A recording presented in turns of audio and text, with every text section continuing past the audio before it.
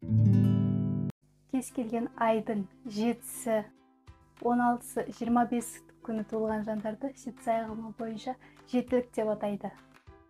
Ол кісілер үнемі алдыңғы қатарда болуды және де өзін мойындатуды қалайды.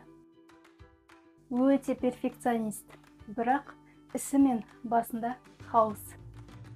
Оның үстіне бұл тұрақты болып кеткен.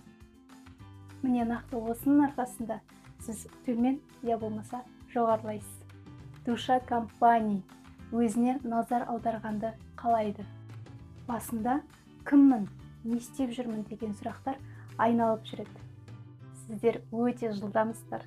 Ойыңызға не келеді, соны жасауға бекітілесіздер. Өкінішке орай олардың барлығы ақылға салынған болып шыға бермейді.